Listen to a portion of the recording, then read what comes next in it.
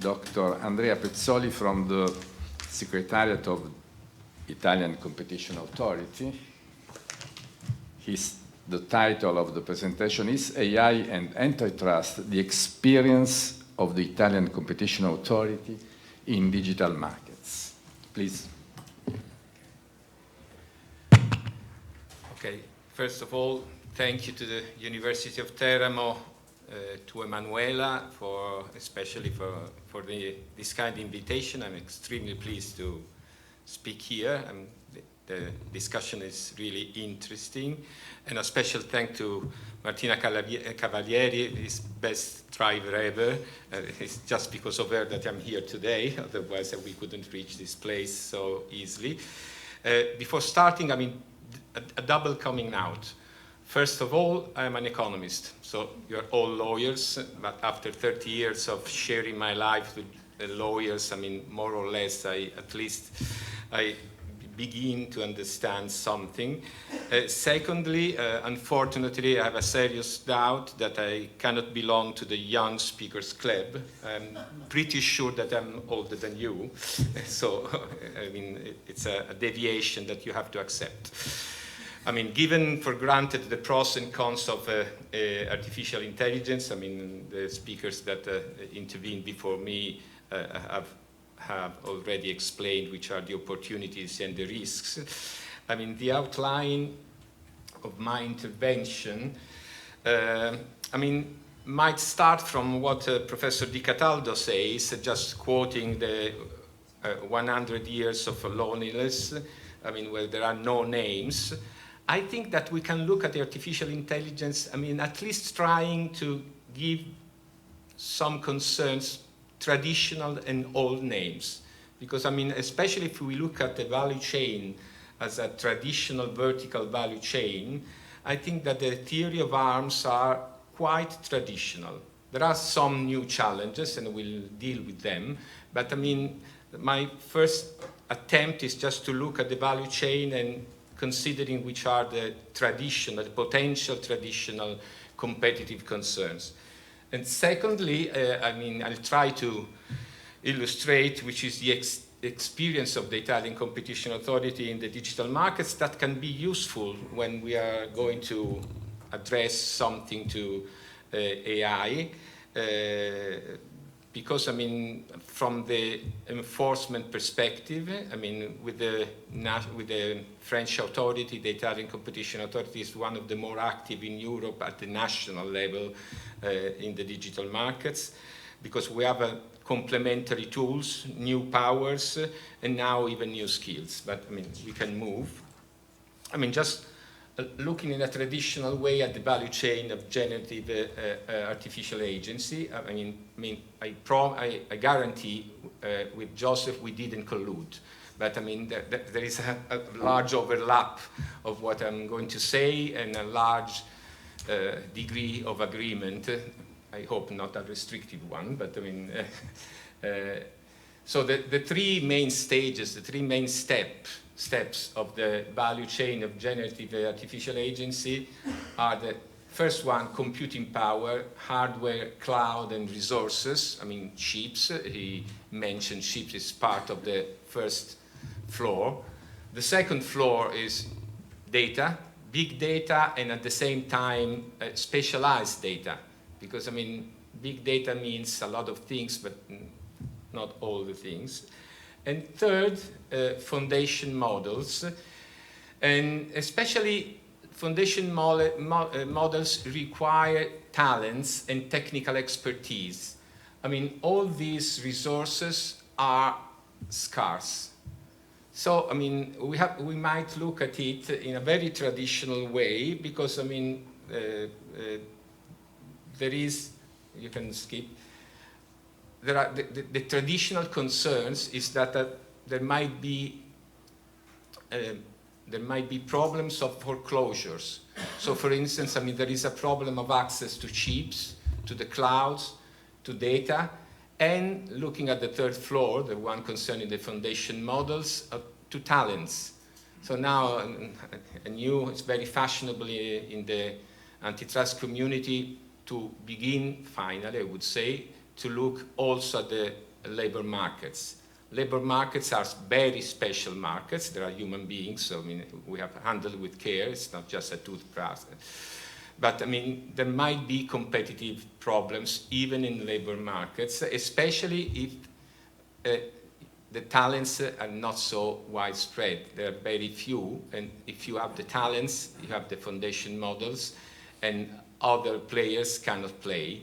So even though there are open sources, I mean, there might be competitive concerns as well. And I mean, whenever there are the possibility and the big tech are experimenting if it is worth integrating along the whole chain, or I mean, choose a different business models. I mean, once you are an integrated player, we have seen it in much more traditional markets like telecoms, like energy, like railways, and whatever.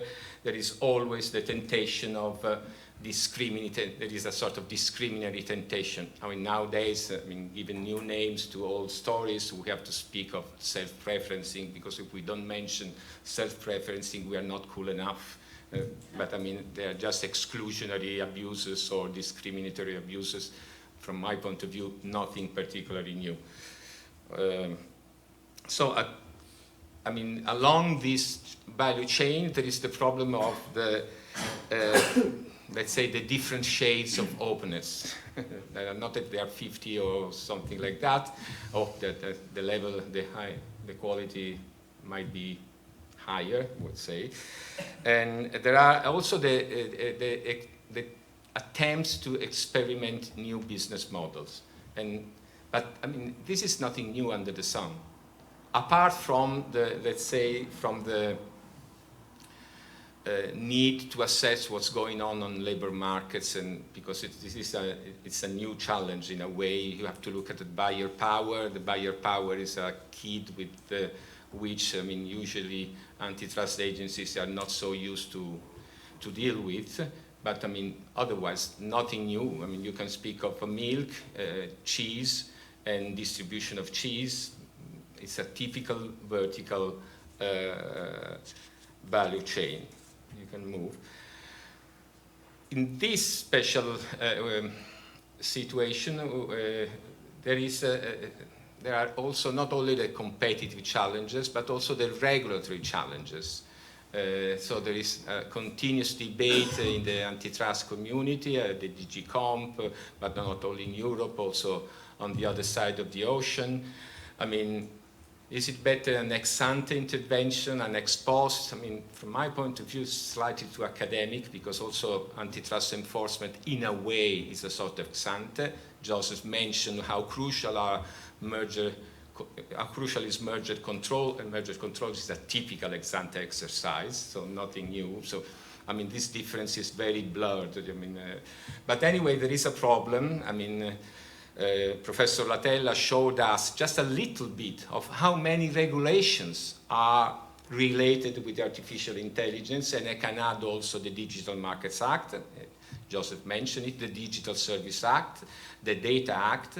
I mean, there are so many. Most of them, this is a personal view, are more or less empty boxes. And in innovative markets, ex-ante exercises are very risky, because, I mean, the situation changes continuously, very rapidly. So, I mean, fix good rules for something which is continuously extremely dynamic, and this is another overlap with Joseph's presentation. I strongly advocate for a much more dynamic approach in the antitrust enforcement. I'm not sure that the DMA, the DSA are, I mean, fast enough to follow such a dynamic.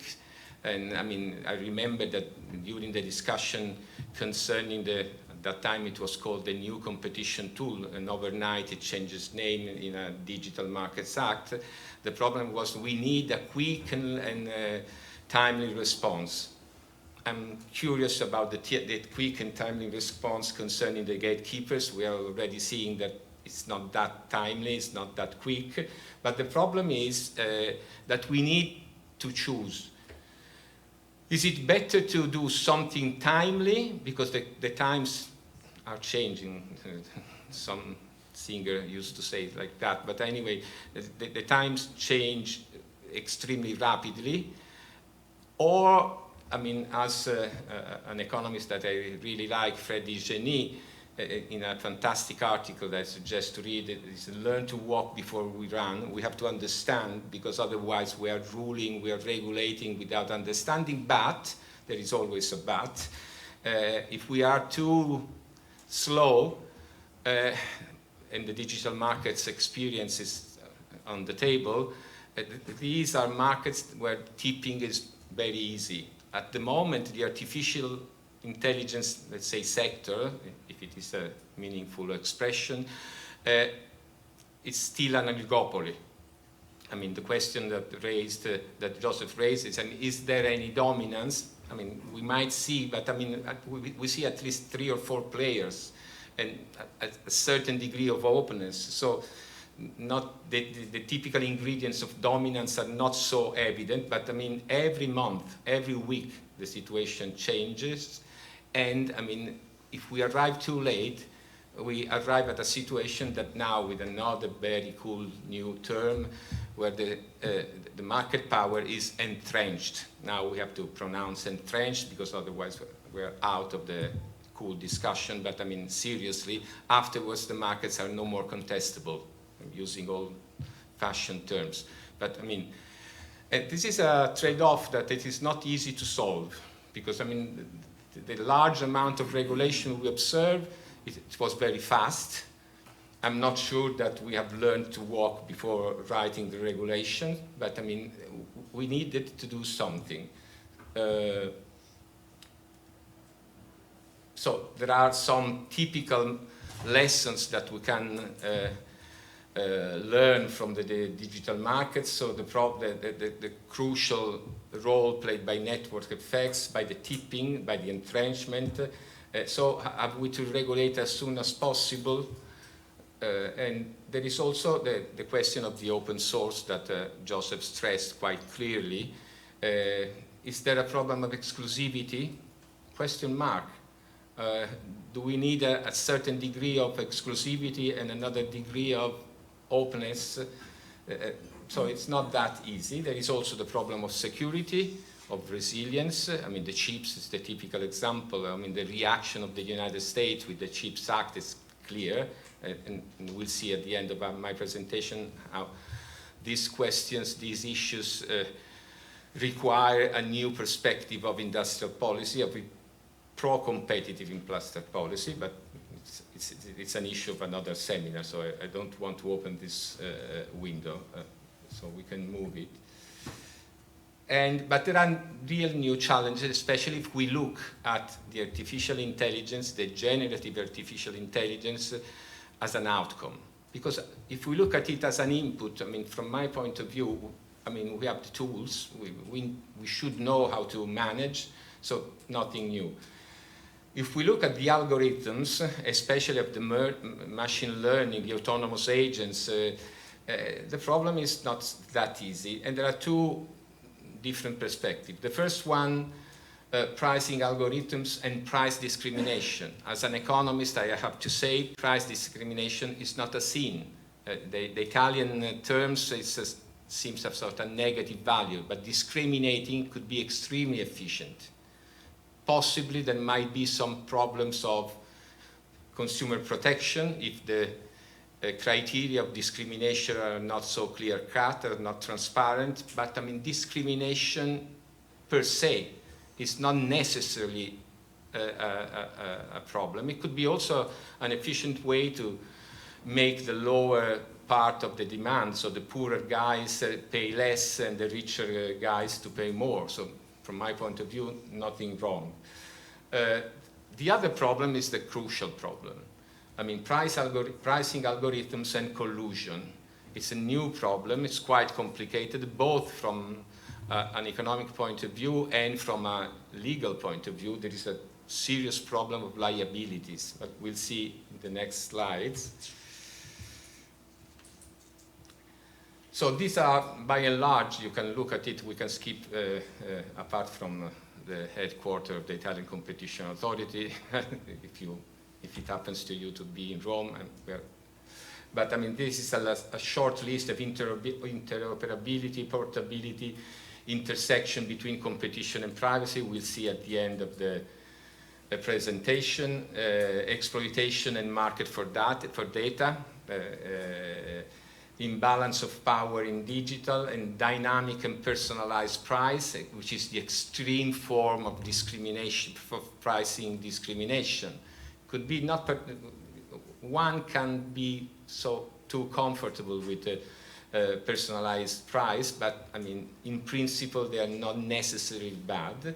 And default setting, we can move. So what was, I mean, from my point of view, I can provide you the examples of our attempts of reaction to all these new challenges.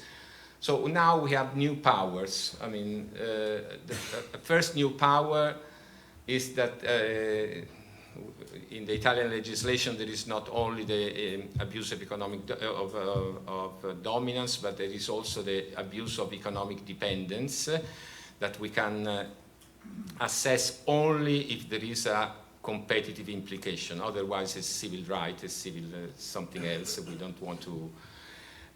But for digital platforms, the new rules. According to the new rules, we can presume that a digital platform is in a position of the clients of digital platforms are in a position of economic dependence, and it is up to the digital platform to show the contrary. So it's a rebuttable presumption. Can be discussed whenever we speak of rebuttable presumption, and the burden of proof moves from one side to the other side, at least from the business community there is a reaction which is not necessarily positive. Another important novelty, and this is really overlap with the concerns concerning merger control in the digital world, is the possibility to review below threshold mergers, so that shouldn't be notified, because according to the Italian law, a merger has to be notified only if it is larger than a certain amount of sales. But sometimes, especially in the so-called killer acquisitions, there is the big tech who acquires a target which is just an innovative laboratory, who tomorrow could be a potential competitor. Today it's just a laboratory, so you can assess it, and without being notified you couldn't. Now you can recall these mergers and you can review them. Finally, the so-called superpowers, and then another less elegant quotation, whenever you have great powers call for great responsibility. Spider-Man, it's not Garcia Marquez, but I'm flying at a lower level, you know. No, I'm joking. Market investigations, I mean, the first positive experience of market investigations was the British one. So that it's it's not a procedure. It's not. There is no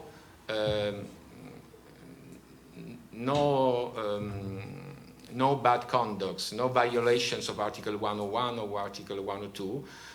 The real meaning of such a new tool is that there is a gray zone, which is mainly the so-called implicit collusion, tacit collusion, when there is no exchange of minds, so there is no agreement, there is no guilty guys, but the market doesn't function, the market doesn't work.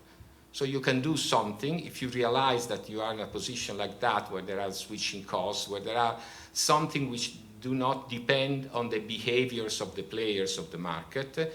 You can impose remedies to the firms. So this is why I call them superpowers, and they have to be handled with extreme care because it's a very invasive tool.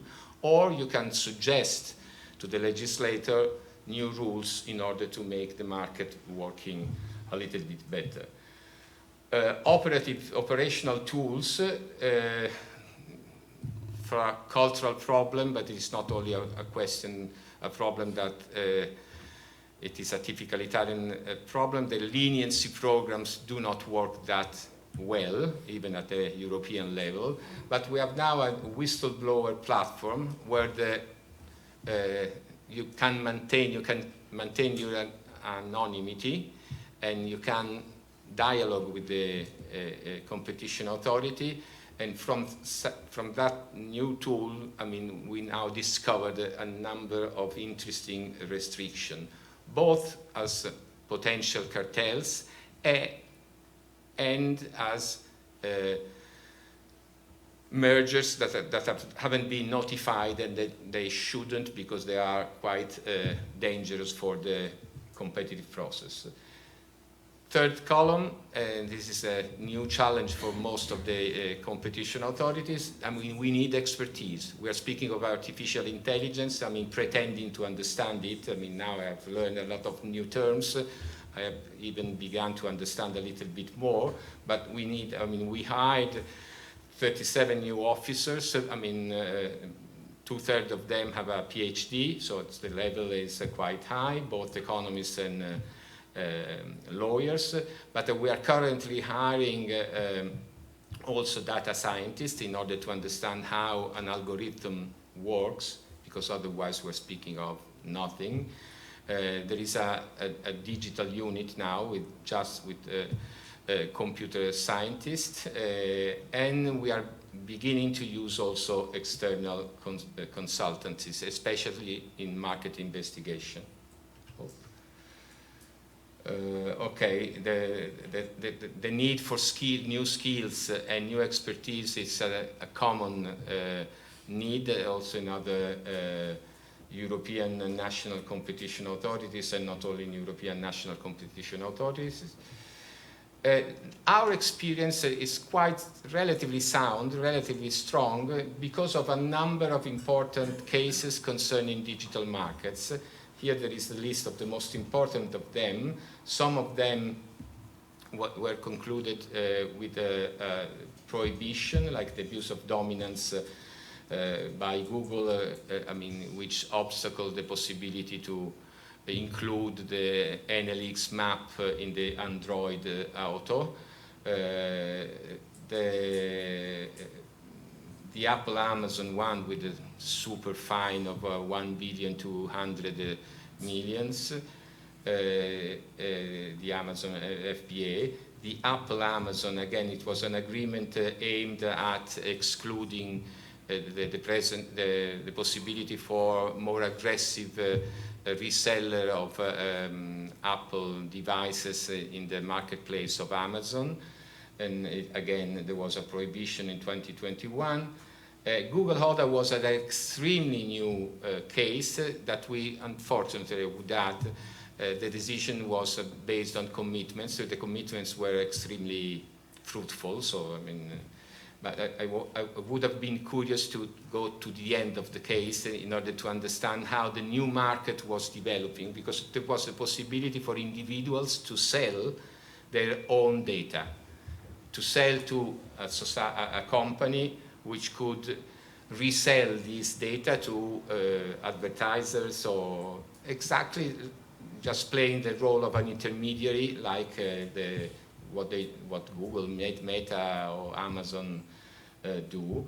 And there is the final, the Meta CI case, which is ongoing.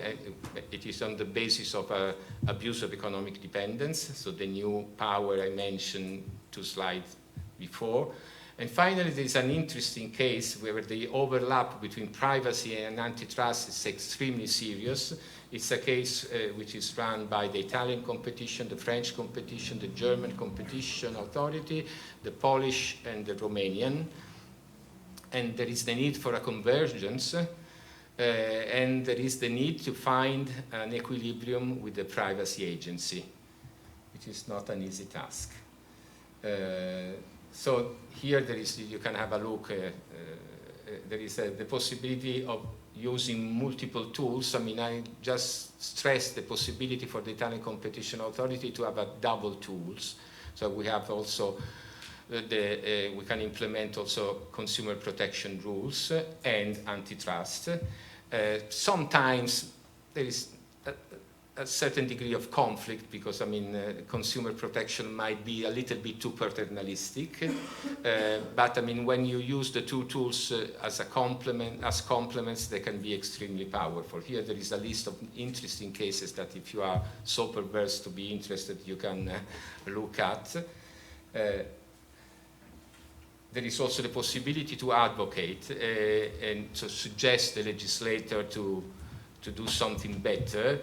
And this is extremely important as far as artificial intelligence is concerned. It was mentioned before that, I mean, one of the opportunities is to innovation, and innovation is often a disruptive innovation. So disruptive innovation is great, but there are also social problems, social implications, and it's not so easy to implement the competition rules if there are social implications. There might be resistance, there might be corporate resistance, sometimes extremely just resistance.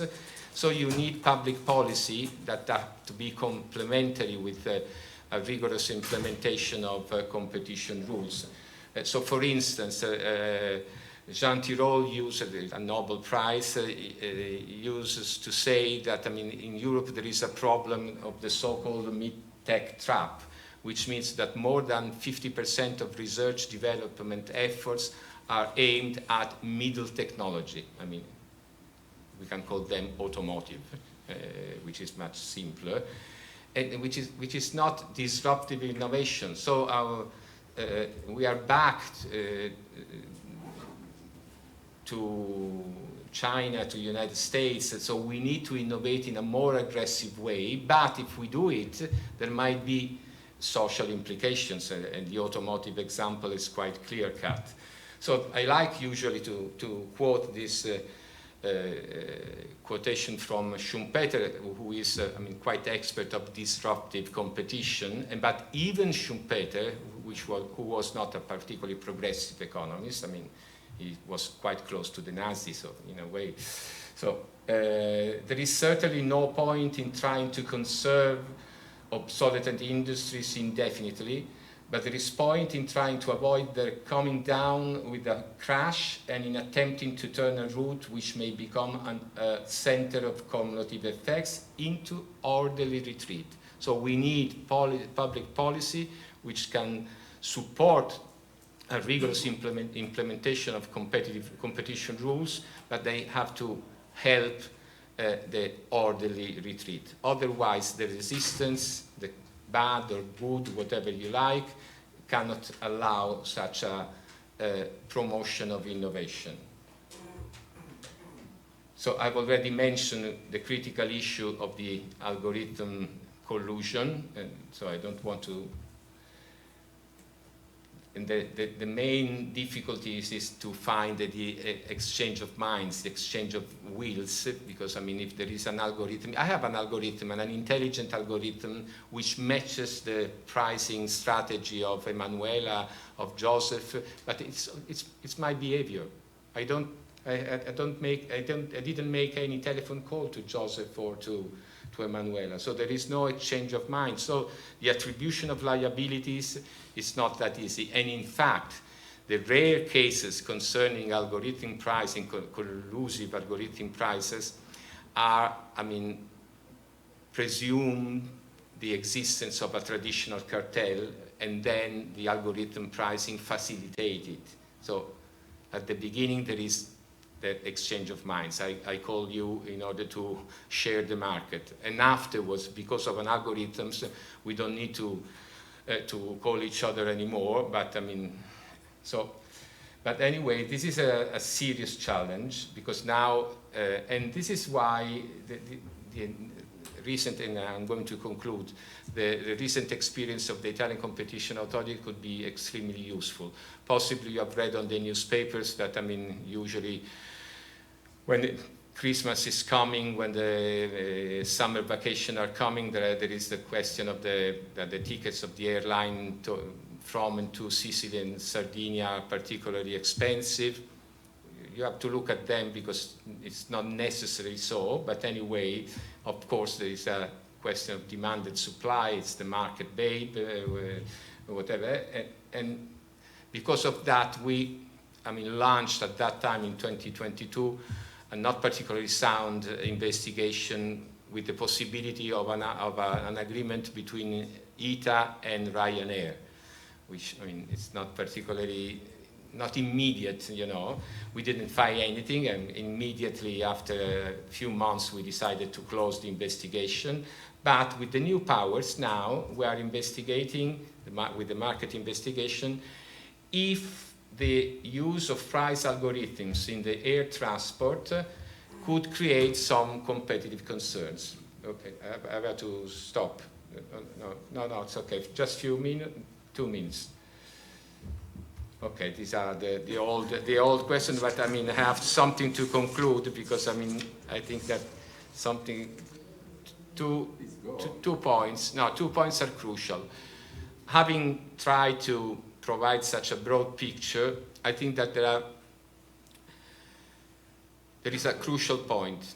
Since there are, dealing with artificial intelligence, there is not only a problem of competition. There are also problems of pluralism, of fake news, democracy, whatever you like. And the risk that all these public interests that are as noble as competition risk being overlapped. And there is a general request to antitrust agencies to solve all of them. I think that the main goal of competition authorities has to remain the protection of the competitive process. As a byproduct, with a sort of a degree of virtuous hypocrisy, you can address your intervention to something which is extremely important for, I would say, sustainability, inequality, but as a byproduct. For instance, if you make the waste market, the waste management markets function in a better way, you are supporting sustainability. So there is no need of a trade-off between sustainability and competition. Sometimes if there is more competition in public transport, there is also a higher degree of competition. So if you have certain priorities, you can do both. But the main goal has to remain the protection, because this is what we are supposed to do better. We are not particularly skilled in assessing if it is a solution is more sustainable or not, or if it is better to privilege the new generations rather than the old generations. So for instance, the implementation of Article 103 that Joseph mentioned, the second requirement, which is if at least part of the benefits of the restrictive agreement affect the actual consumers, it's not particularly easy, because if it affects the new generations and the actual consumers are paying for it, there is a distributional. Possibly, I might agree that the new generation have to benefit and the old generation have to pay. But it's not my role, because I still pretend to be an independent agency. I'm not democratically filtered. So it's not. So public policies in those cases are much better. So just recapping and concluding, I think that if we look at artificial intelligence as a sort of essential facility, essential inputs, I put the quotation marks because being considered an essential facilities in the antitrust world is very, very complicated. But if we look at it as an input, I think that the traditional tools might be enough, might be quite effective. If we look at artificial intelligence as an output, the interplay between competitive concerns and other public interests is quite important, and we have to balance which is the role of an antitrust agency and which is the role of public policies that can support a rigorous implementation of competition rules. There is the need of a more dynamic approach, especially in merger review. We need to look at a broader time horizon. If we look at the Draghi, I have to mention the Draghi report, everybody does, I have to do it right now. If we look at the Draghi report, I mean, this point is quite clear. So first we have to implement a single market, and only afterwards you can consolidate, you can favor, you can support concentration, looking at in a longer term horizon. So artificial intelligence, scale, innovation, industrial policy and competition, up to dialogue. It is not that easy because you have to dialogue also with regulators. I mean, the dialogue with the sectorial regulator is relatively simple, quotation marks, because also with the AGCOM, with the ARERA at the national level, it's not always that simple. But the real challenge is to dialogue with the privacy agency. So there is not yet a common language. And as far as artificial intelligence and digital markets are concerned, data, privacy have to play a crucial role. So we have to find a common language. And this is, I think, from an institutional point of view, the greatest challenge. I mentioned the Apple ITT case, which is still in progress. We'll see, because, for instance, the approach followed by the French privacy agency is much more pragmatic. The one followed by the Italian privacy agency, I would say, in a very lightweight, is quite fundamentalist. So it's not that easy. So finally, I think that competition law doesn't need changes in order to deal with artificial intelligence. I think that what has to change is the posture of competition agencies. There is the temptation, especially sometimes in Brussels, but not only in Brussels, to be, okay, business as usual. The world has radically changed. Business as usual is not the answer. Thank you.